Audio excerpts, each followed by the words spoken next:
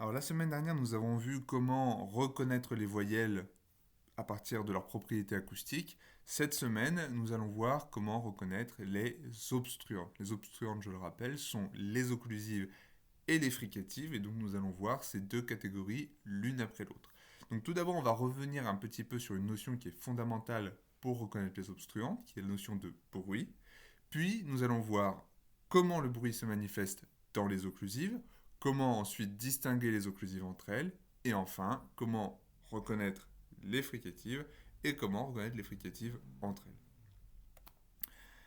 Le bruit, je le rappelle, est un son que l'on qualifie d'apériodique. Le son périodique est un son dont la forme d'onde, dont l'oscillation, se répète à l'identique et à intervalles réguliers. Que cette forme d'onde soit complexe ou simple. Donc on peut avoir un son périodique simple, comme on peut avoir un son périodique complexe. Et les voyelles sont des exemples de sons périodiques complexes. Pour le bruit, on a un son complexe, nécessairement complexe. Un bruit ne peut pas être un son simple, qui est issu d'une juxtaposition d'un ensemble totalement aléatoire, confus et aléatoire de fréquences. Autrement dit, contrairement à un son périodique, on n'a pas une fréquence fondamentale et les harmoniques de cette fréquence fondamentale, donc les multiples entiers de la fréquence fondamentale. On a tout un ensemble de fréquences, mais qui n'ont aucun rapport les unes avec les autres. C'est-à-dire qu'ils sont répartis de façon totalement aléatoire. Pourquoi? Parce que le bruit, qui est issu par exemple d'un mouvement mécanique qui vient frapper quelque chose, comme là si je frappe mes mains, un son apériodique, eh bien ce son apériodique vient pousser les molécules d'air de façon complètement aléatoire, va les répartir de façon aléatoire dans l'espace. Alors que le son qui est produit par une vibration, par exemple des cordes vocales ou d'une corde de guitare, etc., vient exercer sur les molécules d'air un mouvement qui est lui-même régulier, qui est le mouvement du pendule, d'accord, un mouvement de va-et-vient, ce qui n'est pas le cas lorsque je tape dans mes mains. Et donc c'est ça un son apériodique. C'est un amas de fréquences qui n'ont aucun rapport les unes avec les autres. Donc c'est une espèce de gloubi-boulga de fréquences. C'est ça le bruit. Bien, donc c'est ce que vous avez ici sur ce schéma, où vous voyez une forme d'onde qui, a priori, dans laquelle on ne reconnaît pas une oscillation qui se répéterait à l'identique et à intervalles réguliers. Bon, c'est une version un peu schématique qui ne vous dit pas grand-chose, mais voilà, c'est l'idée que j'ai déjà mentionnée à l'instant. Alors, quelles sont les sources du bruit? Les sources du bruit, ce sont tous les mouvements, comme je l'ai mentionné, qui vont provoquer une dispersion aléatoire, chaotique des molécules d'air. Et parmi ces sources, il y a l'explosion. C'est le cas lorsque je tape dans mes mains, ce que j'ai fait tout à l'heure. Mais il y a aussi le bruit de friction. Enfin, le bruit de friction. Le mouvement de friction, qui crée également un bruit. Donc lorsque je frotte mes mains, par exemple si je me lave les mains, ou là je me frotte les mains, je ne sais pas si ça s'entend dans le micro, c'est également un bruit. Pourquoi? Parce qu'il n'y a pas cette vibration qui crée un mouvement de pendule, qui crée un mouvement de va-et-vient sur les molécules d'air. Donc la dispersion des molécules d'air est chaotique, elle est aléatoire. Bon. Alors maintenant sur le plan phonétique. Quelle est la source qui me permet de créer cette dispersion aléatoire des molécules d'air? Eh bien, tout simplement, lorsque vous avez une occlusive, vous bloquez le passage de l'air et en laissant passer l'air d'un coup, vous créez une explosion. Ou lorsque vous resserrez le canal de l'air à un endroit donné, peu importe, que ce soit au niveau des lèvres, au niveau entre l'apex et les alvéoles, ou entre le dorsum et le voile du palais, peu importe, dès que vous resserrez le passage de l'air, vous allez faire pour produire une friction entre les molécules d'air et la paroi de ce canal. Et donc, ces deux modes de bruit sont réalisables à partir de l'appareil phonatoire. Alors attention, à partir de l'appareil phonatoire, mais pas à partir des cordes vocales. Les cordes vocales, elles n'ont aucun rapport avec l'explosion ou la friction. Alors, sauf lorsque l'on produit par exemple une occlusive glottale ou lorsque l'on produit une fricative glottale, comme le l'occlusive glottale, ou la fricative glottale. Mais donc, si je fais un f, un s, un p ou un t, Les cordes vocales n'ont aucun rapport avec l'explosion ou la friction. Tous ces mouvements mécaniques se produisent à l'intérieur de la cavité buccale. Bien, donc on peut avoir un bruit qui est issu de l'appareil phonatoire par explosion ou par friction. Et ce bruit, exactement comme le son périodique que l'on a vu la semaine dernière avec les voyelles, passe également par un filtre. D'accord ? Il n'y a pas de différence fondamentale, c'est un son qui est issu d'une source et qui interagit avec son environnement. Donc ce filtre, eh bien, c'est l'ensemble des cavités pharyngales, buccales, nasales et labiales que l'on rencontre au-dessus du larynx. Et cet ensemble de filtres a exactement le même effet qu'il peut avoir avec les sons périodiques, c'est-à-dire qu'il renforce certaines zones de fréquence. Et ces zones de fréquence renforcées, eh bien, on les appelle des formants de bruit. Alors vous reconnaissez le terme formant qu'on a vu pour les voyelles la semaine dernière, mais cette fois-ci, il est très important de préciser qu'il s'agit de formants de bruit. Pourquoi ? Parce que les formants, ce sont, je rappelle, des zones d'harmonique renforcées ou des ensembles d'harmonique renforcées. Or, lorsqu'on a un son qui est apériodique, il n'y a pas d'harmonique, puisque les fréquences sont réparties de façon totalement aléatoire, ce que j'ai mentionné tout à l'heure, étant donné que les molécules d'air sont dispersées de façon aléatoire. Donc, puisque les fréquences sont aléatoires, on n'a pas la relation qu'il y a entre une fréquence fondamentale et ses harmoniques. Vous vous souvenez que les harmoniques sont des multiples entiers de la fréquence fondamentale. Et bien dans un son apériodique, il n'y a pas ça. On a une fréquence fondamentale éventuellement, nécessairement, et toutes les fréquences qui sont au-dessus peuvent être des multiples entiers ou pas. Et donc on se retrouve avec un peu du n'importe quoi. Et donc on n'a pas de zone d'harmonique renforcée, mais des zones de fréquence qui sont, encore une fois, réparties de façon aléatoire et qui sont renforcées. Et donc c'est ça qu'on appelle le formant de bruit. Donc c'est à peu près le même principe, c'est quand même une zone de fréquence renforcée dans les deux cas. Sauf que cette fois-ci, ces fréquences ne sont pas des harmoniques. Et ça a un impact assez important, puisque les harmoniques étant réparties de façon assez régulière, le formant du son périodique ressemble à une espèce de barre, quelque chose d'assez droit et régulier. Alors que le formant de bruit, qui lui est issu de zones de fréquence réparties de façon aléatoire, eh bien il n'a pas cette forme de barre, puisque les fréquences ne sont pas organisées de façon régulière sur le spectre des fréquences. Elles sont réparties de façon aléatoire, et donc le formant de bruit ressemble plus à une sorte de nuage qu'à une barre. Donc on verra ça un petit peu plus tard avec quelques illustrations. Alors sur un oscillogramme, voici un exemple de son apériodique sur un oscillogramme. Ce son apériodique, c'est le S qui est issu d'une friction. On n'a pas de vibration des cordes vocales, donc vraiment aucune périodicité. C'est un bruit de friction.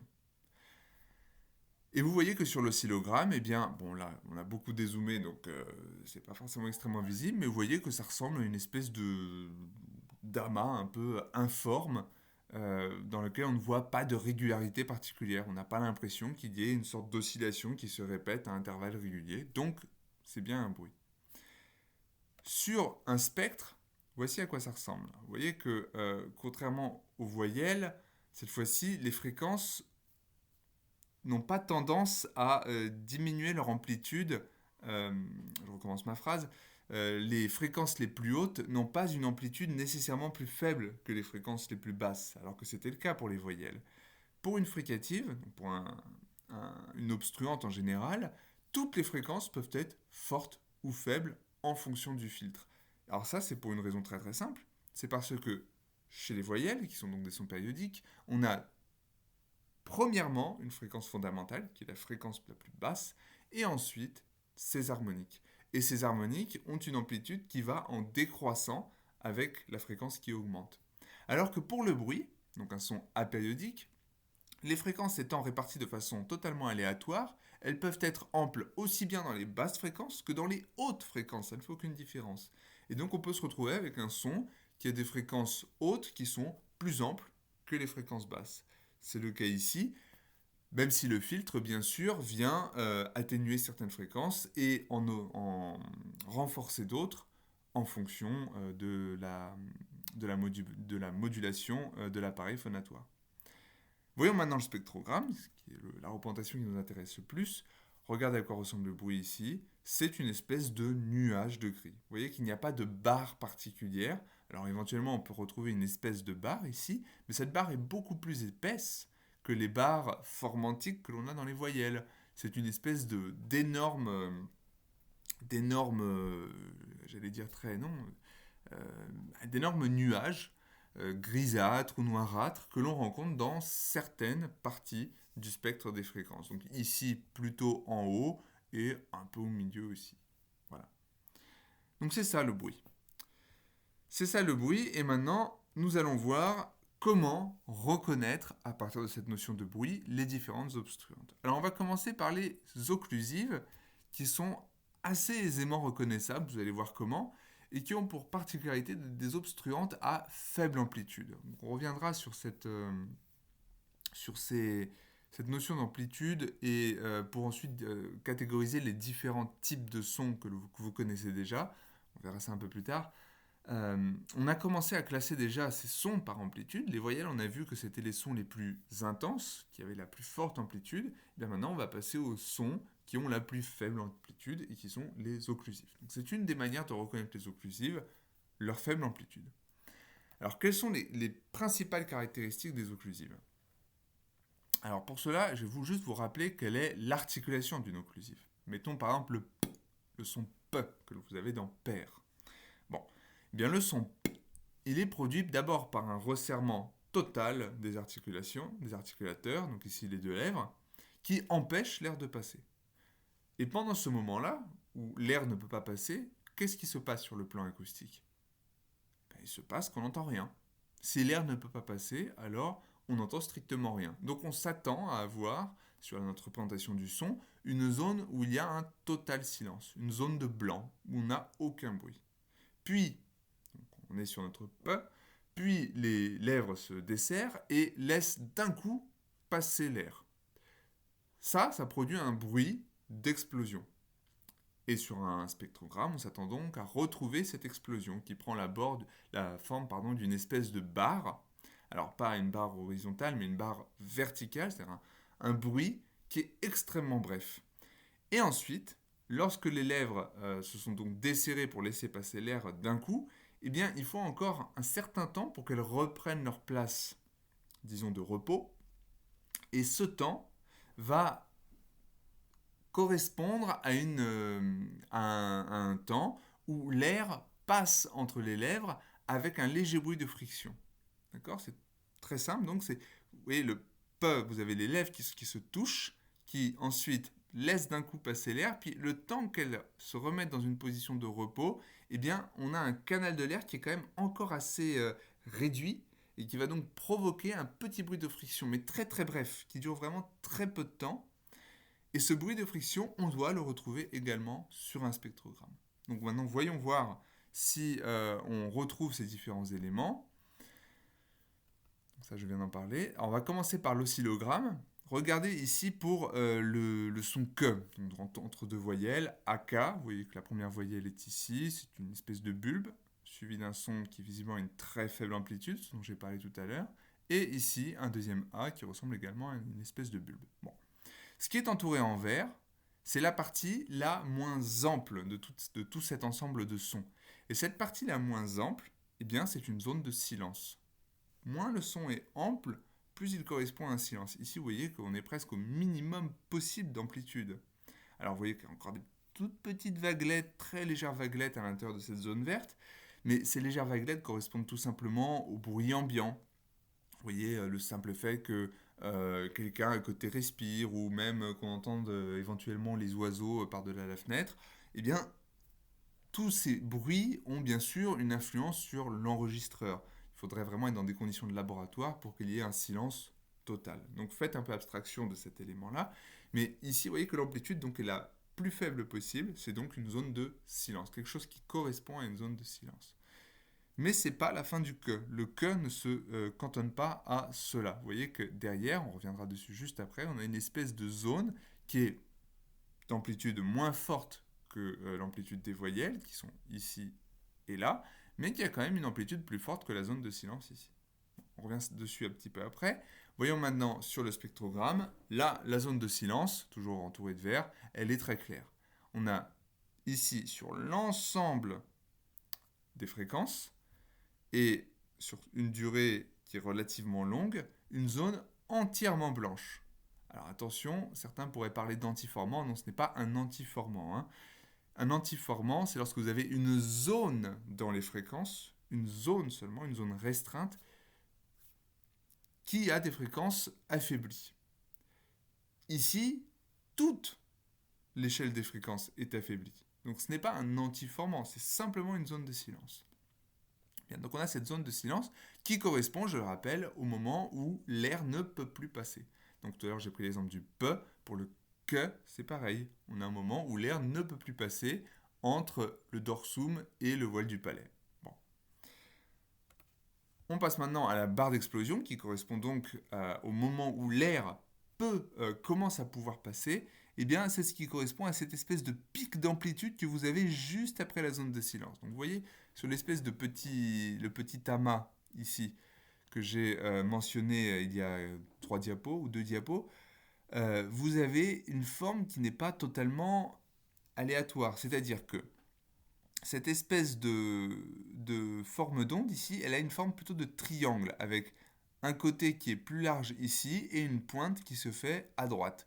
Pourquoi? Alors, ça signifie tout simplement que l'amplitude est plus forte au début de ce son et se réduit à la fin. Pourquoi? Parce que lorsque on laisse passer l'air, eh bien, ça crée une pression très forte à un moment donné. Et je vous le rappelle, lorsque la pression est plus forte, on a un son qui est plus ample. Donc ici, on a une pression forte et donc un son plus ample, et c'est cela qui s'appelle la barre d'explosion.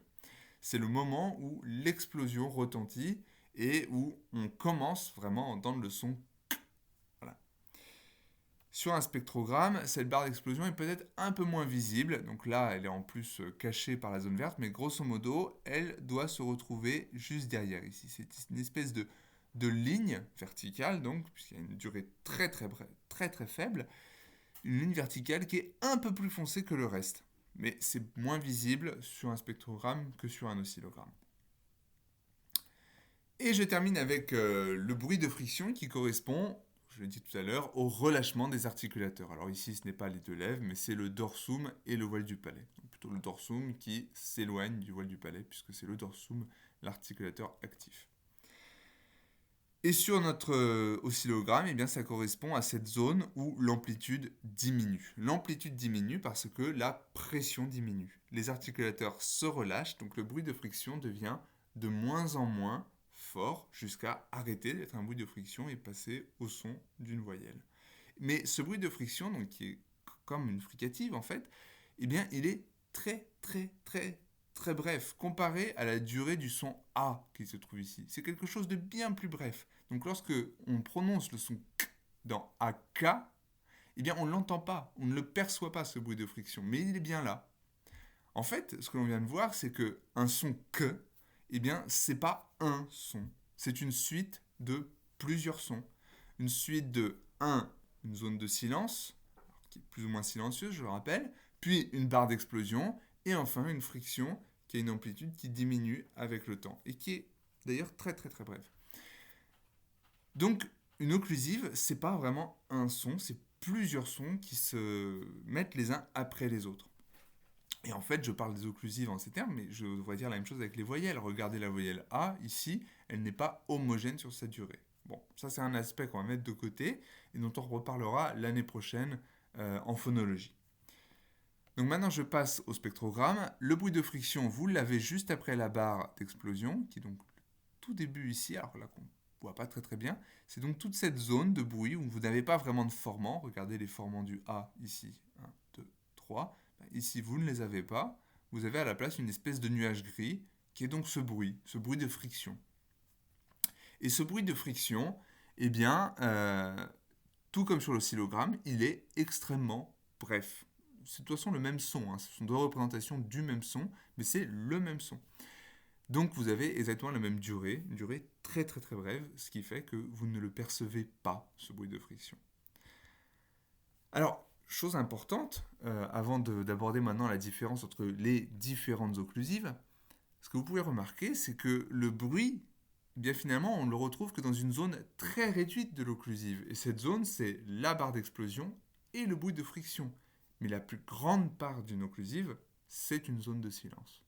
Donc, une occlusive, c'est presque plus une absence de son qu'un son. Sauf cette très légère partie que vous avez donc ici, où on a la barre d'explosion et le bruit de friction. Mais c'est une toute petite partie. Bien, donc maintenant on passe aux différences entre les occlusives. Et alors cette différence, ces différences se répartissent entre trois paramètres. Un, la barre de voisement. Alors vous vous doutez que ça correspond aux paramètres de sonorité ou de voisement d'ailleurs. Ensuite, la durée de friction qui va permettre de reconnaître le lieu d'articulation. Et enfin, le locus qui est aussi un autre élément qui permet de reconnaître l'articulation. Là, on commence par la barre de voisement.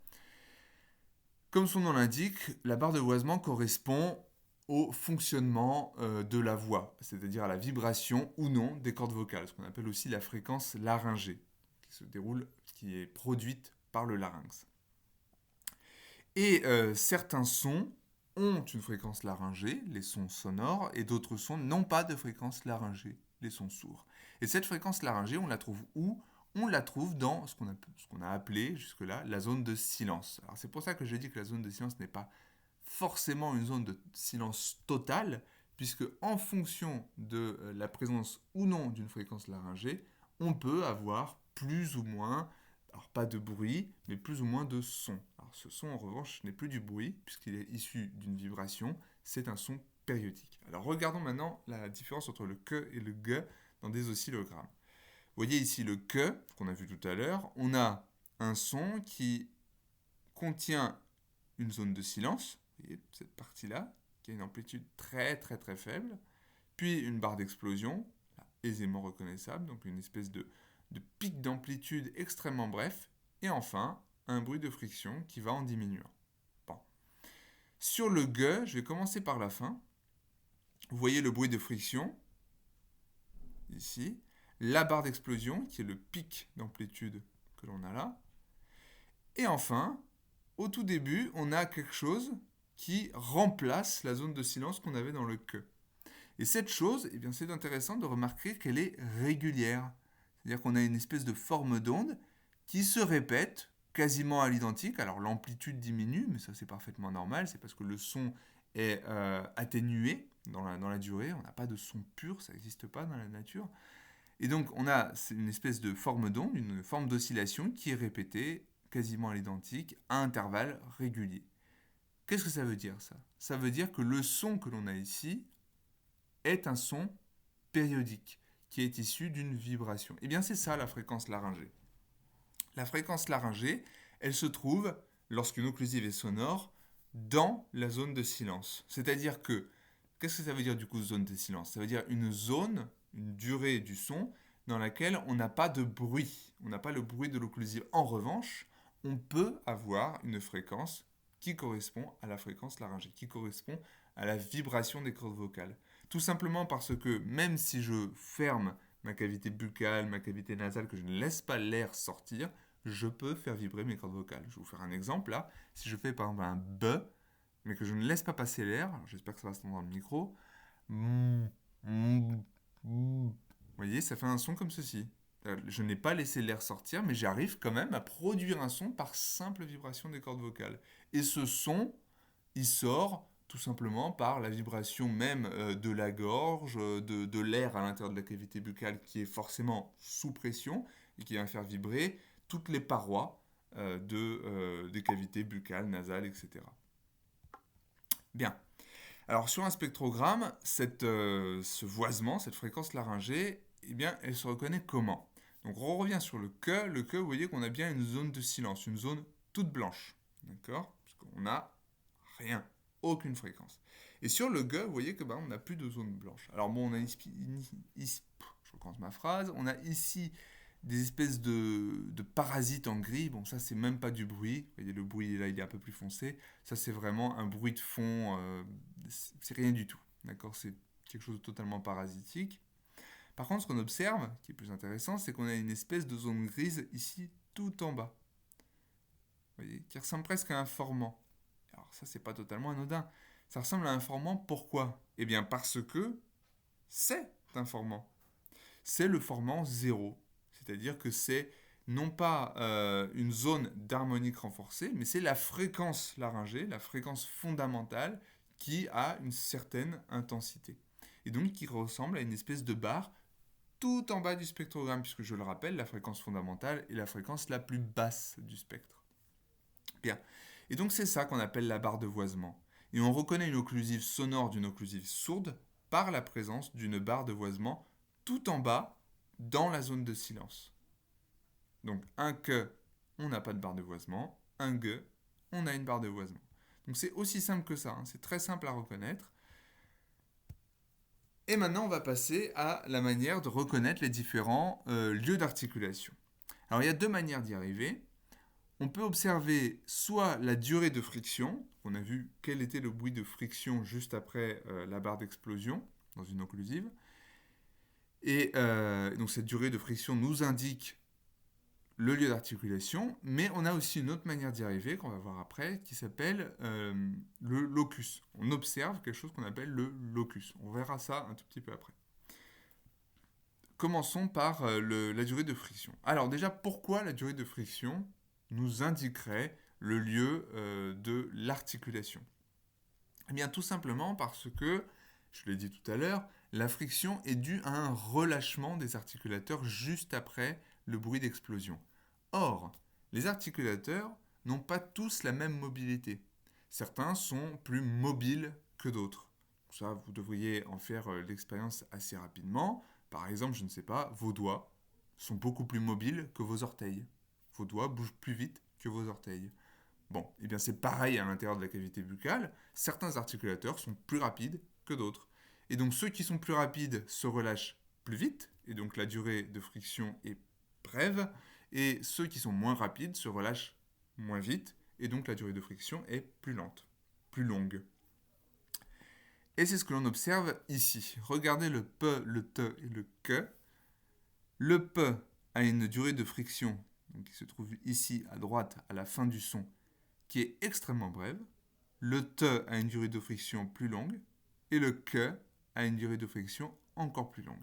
Donc qu'est-ce qu'on retient de ces trois oscillogrammes? C'est que la lèvre inférieure est plus mobile que l'apex, qui est un petit peu moins mobile, et le dorsum est le moins mobile des trois. Donc le dos de la langue est l'articulateur dans la cavité buccale le moins mobile de tous. Bien. Et donc c'est cette mobilité des articulateurs qui nous permet de différencier le P, le T et le Q. Et puis la même chose pour les sons sonores B, D et G. C'est pareil, sauf que cette fois-ci, on va avoir une barre de voisement. Mais la durée du bruit de friction ne change absolument pas pour le P et pour le B, puisque ce sont exactement les mêmes articulateurs. Sur un spectrogramme, on observe exactement la même chose. Regardez le P, vous avez une barre d'explosion, puis un bruit de friction qui est très bref. Le T, on a une barre d'explosion, puis un bruit de friction un peu plus long. Et le Q, on a une barre d'explosion et un bruit de friction encore plus long. Donc c'est tout simple. C'est tout simple et on peut en plus vérifier nos hypothèses, après avoir regardé la durée du bruit de friction, à partir de cette notion de locus. Alors le locus, c'est quoi? C'est le nom que l'on donne au formant de bruit d'une occlusive. Donc on a vu tout à l'heure que lorsque l'on a un son apériodique qui passe par les différentes cavités de l'appareil phonatoire, certaines fréquences sont renforcées et d'autres non. Sur du bruit, eh bien, ça donne ce qu'on appelle un formant de bruit. Et le problème, c'est qu'une occlusive a un bruit qui est extrêmement réduit dans le temps. D'accord? Donc, on ne peut pas vraiment parler de formant dans le sens où ça nous donne ni une barre, ni vraiment un nuage. Ça nous donne comme une sorte de point, un point, c'est-à-dire très réduit dans le temps, et sur lequel on a effectivement une amplitude qui est assez forte. Et c'est ça qu'on appelle le locus. Et ce locus, eh bien, il est un petit peu difficile à visualiser. Alors on peut le voir sur un spectre, vaguement, Par exemple, le P, vous voyez que l'amplitude est plus forte dans les fréquences les plus basses. Eh bien, le locus est du coup, on considère que le locus est plus bas. Pour le te et le que, c'est un petit peu moins facile. C'est un petit peu moins facile parce que le que peut avoir, ou le te peuvent avoir deux locus. Et donc, c'est un peu plus compliqué de repérer exactement quelle est la zone, je mets la avec LA majuscule, quelle est la zone de fréquence renforcée dans ces deux sons-là. C'est pour ça qu'il est intéressant de regarder à la fois le locus, mais aussi la durée du bout de friction. Puis on verra qu'il y a encore un autre élément qui nous permet de plus précisément repérer le locus. Alors je continue. Sur un spectrogramme, on le voit un petit peu moins bien que sur un spectre, ce qui est normal. Sur le spectre, on voit vraiment quelles sont les amplitudes pour chaque fréquence. Sur un spectrogramme, il y a le facteur de durée qui nous empêche de visualiser aussi bien cette répartition de l'amplitude. Mais on peut remarquer que pour le Pe, dans la barre d'explosion, on a une zone un peu plus sombre en bas, tandis que pour le Te, c'est un peu plus haut et puis un peu plus réparti de façon homogène tout le long. Et pour le Que, c'est encore plus homogène, voire un peu plus fort en haut, éventuellement. Mais c'est pas très très lisible en réalité en soi, hein, donc c'est normal que vous ne le voyez pas. Et alors, eh bien justement, parce que ce n'est pas très lisible, eh bien, on a besoin de observer quelque chose d'autre pour pouvoir repérer le locus. Et ce quelque chose d'autre, c'est ce qu'on appelle les transitions formantiques. Alors cette notion de transition, elle est importante, et on en a déjà parlé il y a quelques séances. Elle est basée sur le fait que lorsque vous parlez, eh bien, vos articulateurs ne passent pas d'une position vers une autre de façon instantanée. Ils bougent entre deux cibles articulatoires, c'est-à-dire entre deux positions dans lesquelles ils doivent être pour former un son en particulier. Et donc ce mouvement, cette adaptation transitoire, est ce qu'on appelle une transition articulatoire. Et ces transitions articulatoires ont des effets sur les formants, notamment des voyelles. Et c'est cela qu'on appelle des transitions formantiques. Donc c'est le mouvement que l'on observe des articulateurs qui a un impact sur la position des formants dans une voyelle. Donc, prenons un exemple. Ici, vous avez la voyelle A dans les trois spectrogrammes qui est précédée de trois occlusives différentes. Dans le premier, vous avez un P qui précède. Dans le deuxième, vous avez un T. Dans le troisième, vous avez un K. Maintenant, observez les formants du A. C'est la même voyelle, donc normalement, on a exactement les mêmes formants. Et si on prend le milieu de la voyelle, effectivement, on a les mêmes formants. Le premier formant ici est à la même position que le premier formant là, et à la même position que le premier formant ici. Pareil pour le deuxième formant. Si on prend le milieu, il est dans la même position dans les trois cas. Donc c'est bien, dans les trois cas, une voyelle ouverte, centrale. Mais, qu'est-ce qu'on observe? On observe que entre le milieu de la voyelle et la consonne qui ici précède, mais qui pourrait suivre, hein, ce serait pareil, eh bien on observe que l'évolution du formant n'est pas la même. Lorsque on a un A précédé d'un P, eh bien, si on part du centre du A et qu'on va vers le P, on observe que le formant descend légèrement. Vous voyez, il y a un petit mouvement, une évolution un petit peu vers le bas. Pourquoi il va vers le bas? Eh bien, tout simplement parce que le locus du P se trouve dans les basses fréquences. Et puisque le locus du P se trouve dans les basses fréquences, alors on a une transition des formants qui se fait des basses fréquences vers des fréquences un peu plus hautes dans le centre du A. Pour le T, le locus étant plus haut, eh bien le deuxième formant, si on le prend à partir du milieu de la voyelle, il a tendance à monter en se rapprochant du T. Il monte un petit peu parce qu'il part de plus haut. Il part d'un locus du T qui est un petit peu plus haut. Et enfin, dans le que, si on prend le milieu de la voyelle A et qu'on va vers le que, on observe que le deuxième formant monte encore un peu plus. D'accord? La transition est un petit peu plus marquée. Parce que le que a, encore une fois, un locus qui est encore plus haut, et donc la transition se fait d'encore plus haut. D'accord? Donc c'est tout simplement cela, hein. C'est tout simplement cela, la transition formantique, c'est le fait qu'une voyelle, les formants d'une voyelle n'apparaissent pas d'un coup, soudainement. Ils apparaissent à partir d'une transition qui vient du locus de la consonne qui précède. Et inversement, lorsqu'une voyelle est réalisée et qu'elle est suivie d'une consonne en particulier, eh bien ces formants vont tendre vers le locus de la consonne qui suit. D'accord? Donc c'est la même chose. Donc si, par exemple, ici, on avait eu, à la place de pa, ta et ka, si on avait eu ap, at et ak, vous auriez eu exactement la même chose, mais dans l'autre sens. Donc il suffit de retourner chacun de ces spectrogrammes. On aurait vu cette fois-ci non pas une transition qui se fait dans ce sens-là, regardez mon curseur, dans ce sens-là, mais si on avait eu un peu ici, une transition qui se serait faite comme ceci. D'accord? Si on avait eu un T ici derrière le A, la transition se serait faite comme cela. Et si on avait eu un que ici derrière le que, derrière le A, on aurait une transition comme cela. D'accord? Ici, vous avez un schéma assez connu qui vous rappelle les différentes transitions formantiques. Alors, vous pouvez remarquer, c'est une chose importante, que les transitions formantiques ne sont pas les mêmes en fonction des voyelles, bien sûr, puisque toutes les voyelles n'ont pas les formants dans les mêmes positions. Donc forcément, les transitions seront différentes en fonction de la qualité des voyelles. Mais on remarque certaines généralités. Par exemple, le pe et le be, les consonnes bilabiales, ont une transition formantique qui est toujours descendante, toujours en allant vers la consonne labiale. Ici, bou, bo, bo, ba, be, be, bi. Vous voyez que dans tous les cas, le deuxième formant, si on part du centre de la voyelle, va vers le bas en allant vers la consonne be ou pe qui précède. Pour le de et pour le ge, c'est un petit peu plus compliqué. Alors on va commencer par le ge. Le ge a une transition qui est toujours montante vers la consonne qui précède, ou vers la consonne qui suit, peu importe. C'est le cas pour le gou, le go, le go. Alors à partir du ga, du gay, du gay et du gui, la transition est plus marquée.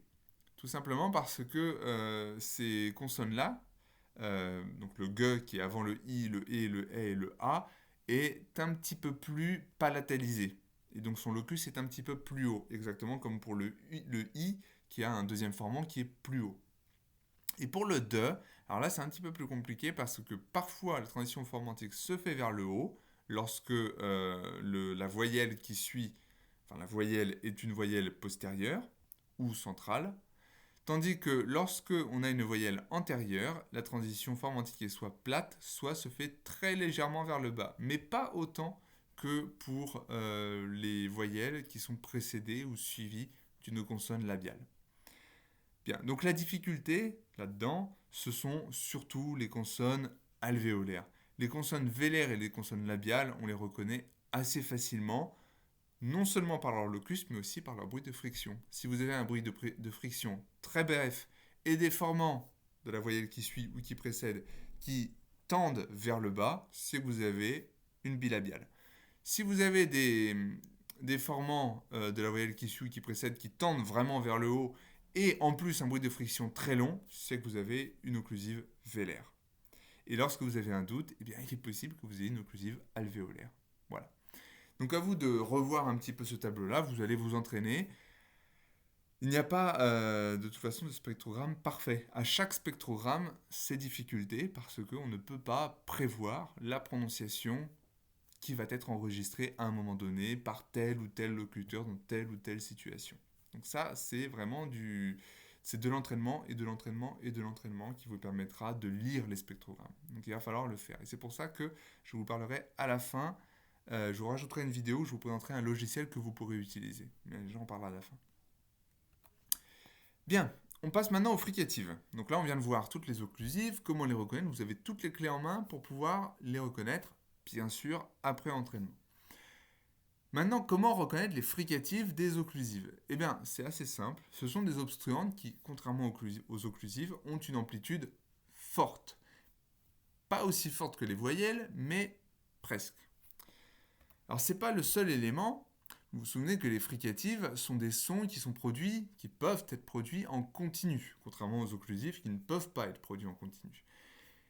Eh bien, parce que les fricatives sont des sons qui peuvent être produits en continu, on a une zone de bruit qui est continue. Autrement dit, dans une fricative, on n'a pas de zone de silence. Ça, c'est l'un des premiers points qui permet de reconnaître la fricative. Et c'est pour cela que je dis que ce sont des obstruantes à forte amplitude. Parce que la faible amplitude des occlusifs, qui est due à la zone de silence, ne se trouve pas dans les fricatives. Cette zone de bruit correspond à la friction. On peut la reconnaître sur un oscillogramme, comme on a vu tout à l'heure, par l'absence de répétition d'une oscillation, et sur un spectrogramme par un nuage de bruit qui, donc ici, est continu. On n'a pas de zone de silence, c'est donc une fricative.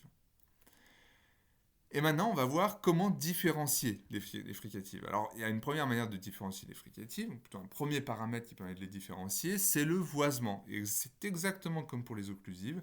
Les fricatives sonores ont une barre de voisement. Puisqu'il n'y a aucune différence entre fricative sonore et occlusive sonore, on a dans les deux cas une vibration des cordes vocales.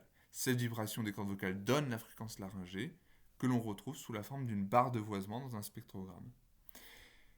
Et on verra ensuite que le lieu d'articulation se reconnaît par la position du formant de bruit. Et c'est beaucoup plus simple que pour les occlusives. Alors, la barre de voisement, je l'ai dit, correspond à la fréquence laryngée. Et on la retrouve sur un spectrogramme tout en bas, exactement comme pour les occlusives. Sauf que cette fois-ci, elle ne se trouve pas dans une zone de silence, puisqu'il n'y a pas de silence dans une fricative. Donc regardez ici le SE. Vous voyez que le SE a un nuage de bruit, n'a pas de formant, contrairement aux voyelles. Vous voyez, les voyelles ont des barres, comme ceci. Tac, tac, tac. On n'a pas ça dans une fricative. Par contre, on a une espèce de nuage sombre, qu'on appelle le formant de bruit, qui se trouve tout en haut. Et tout en bas, et bien ici, il n'y a rien. Il n'y a pas de barre de voisement, donc pas de fréquence laryngée. Ce qui veut dire que le SE est sourd. Et vous savez effectivement que le SE est sourd. Dans Z, ici, vous avez le même nuage de bruit, alors, petite différence, je le mentionne juste après, et tout en bas, vous avez une barre de voisement. Vous voyez, tout en bas ici, comme une espèce de formant, mais plus grisâtre que noirâtre, et qui correspond à la fréquence laryngée. Donc cette barre de voisement nous dit que le son, ici, la fricative, est sonore. Z, vibration des cordes vocales. Et donc je disais à l'instant que le nuage ici n'est pas tout à fait identique à celui qu'on a là. Alors il y a deux choses. Premièrement, on n'a jamais deux spectrogrammes rigoureusement identiques. Mais ici, quand même, on voit que l'amplitude est moins forte qu'ici. Eh bien, c'est pour une raison assez simple. C'est parce que c'est une question d'énergie. Lorsque vous faites vibrer les cordes vocales, eh bien, vous avez moins d'énergie pour produire la friction. Donc la friction est moins forte, il y a moins d'amplitude, et donc sur le spectrogramme, le son paraît plus gris que sombre.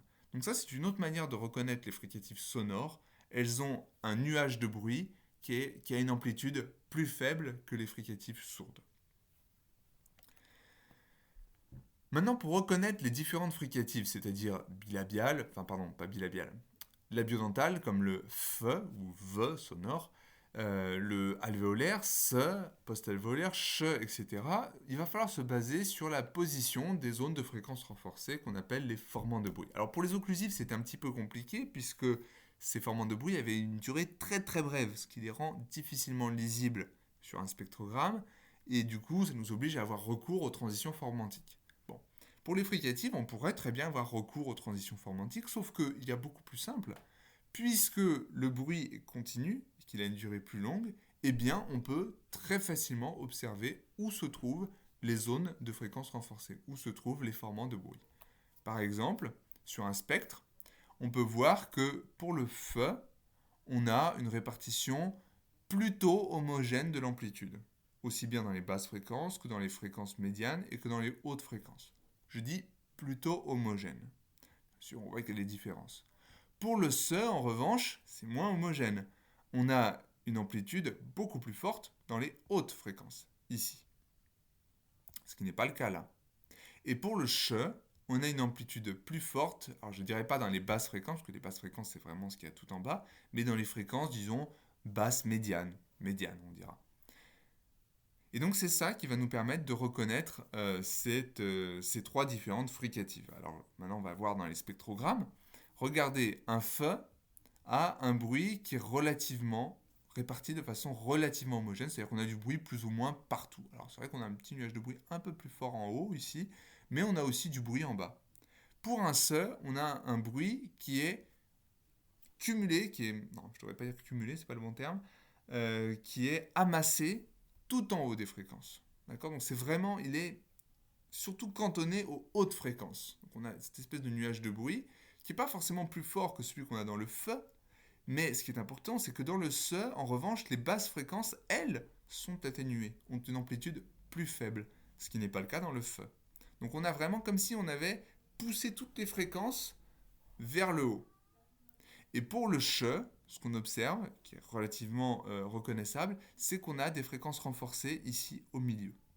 Là. Et cela, on l'a ni dans le SE, ni dans le FE. Vous voyez que dans le FE, même si on a du bruit, ce bruit n'est pas plus fort ici que juste au-dessus ou juste en dessous, alors que c'est le cas dans le CHE.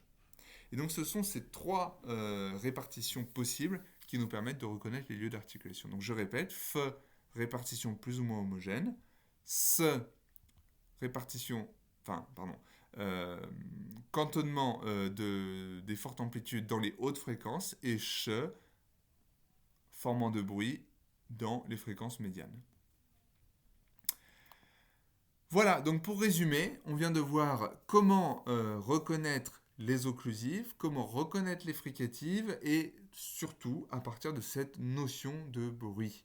Alors la notion de bruit, on a vu qu'elle pouvait se manifester de différentes manières. On a la barre d'explosion que l'on reconnaît dans les occlusives, et on a le bruit de friction continue que l'on reconnaît dans les fricatives. Puis ce bruit peut avoir certaines fréquences qui sont renforcées ou d'autres qui sont atténuées, et ces fréquences renforcées nous permettent de reconnaître la position, disons plutôt antérieure ou postérieure d'une fricative ou d'une occlusive, c'est-à-dire un lieu d'articulation qui serait plutôt labial ou alvéolaire ou dorsal, etc. Et enfin, troisième paramètre, on peut associer à ce bruit un son périodique qui donc se rajoute au bruit, au son apériodique donc, et ce son périodique, la fréquence laryngée, peut se reconnaître sur un spectrogramme par ce qu'on appelle la barre de voisement. Et cette barre de voisement indique donc, inversement, si le son est voisé ou s'il ne l'est pas lorsqu'il n'y a pas de barre de voisement. Bon. Voilà pour la partie CM. Vous aurez des exercices plutôt probablement demain, sur Célène toujours. Et je vais également rajouter, soit dans la soirée, soit demain, une petite vidéo pour vous expliquer comment utiliser le logiciel Pratt, qui vous permettra de réaliser vous-même des spectrogrammes chez vous et vous entraîner du coup à les lire. Donc je vous expliquerai en détail quelles sont les différentes façons d'utiliser ce logiciel. En attendant, vous pouvez commencer à le télécharger. C'est un logiciel open source, gratuit, multiplateforme, donc, sauf peut-être téléphone portable, mais vous pouvez le mettre sur un Mac ou sur Windows ou sur Linux, quelle que soit votre distribution Linux, qui est facilement trouvable. Alors ça s'écrit P-R-A-A-T, c'est du néerlandais, P-R-A-A-T. Tout le logiciel est en anglais, si je me souviens bien. Je ne crois pas qu'il soit en français, mais il n'y a pas grand-chose à voir. Et donc, je vous encourage à le télécharger. Je mettrai une petite vidéo pour vous expliquer comment l'utiliser. Et comme ça, vous pourrez vous entraîner à enregistrer les spectrogrammes et à essayer de les relire. Voilà, donc c'est tout pour la partie CM. Si vous avez des questions, encore une fois, posez-les dans le forum, que je puisse y répondre, essayez d'être clair sur vos formulations. Essayez d'avoir des questions d'ailleurs, parce que la semaine dernière, j'ai pas eu de questions d'ailleurs. Donc essayez d'avoir des questions, que je puisse y répondre. Et voilà. Donc révisez bien et à la semaine prochaine pour le cours suivant.